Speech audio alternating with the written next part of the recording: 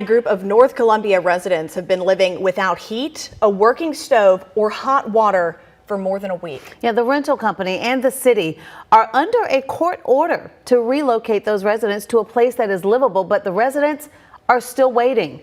They live at 1218 Hyatt Avenue in Columbia. A gas leak triggered a city-mandated evacuation of some tenants, but they say they don't have anywhere to go. The city struggled to contact ownership, Indigo 52, for repairs and has since taken that company to court. Chris Joseph is live at the property on Hyatt Avenue. So Chris, walk us through the judge's order. What does this mean for the residents? Well, the judge's order is relatively straightforward. It requires Indigo 52 to relocate those residents while those repairs on that critical part of the really living conditions are made. If the company can't or won't or can't be reached potentially in this case, the city is required to step in and then relocate them and then get the opportunity to charge the company after the fact. But as you can see, that order was signed over 24 hours ago. Lights are on.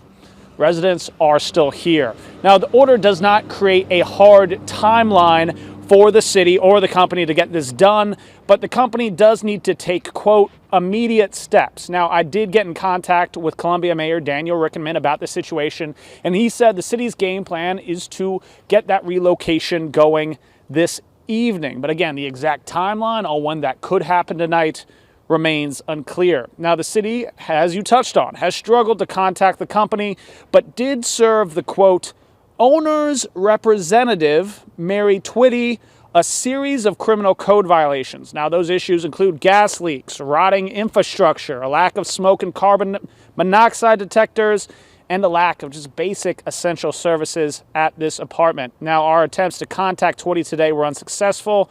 The residents we spoke with say they didn't know about this court order until we told them. It's frustrating. It's real frustrating because you don't know what's going to happen, what's the outcome going to be. So right now we just sitting and waiting and living on broken promises. Is it surprising that it took a journalist to come and tell you about this and the city and the company didn't? Yes, it did. And I'm glad that you came and tell us about it because otherwise we'll still be in the dark. I mean, we wouldn't know nothing.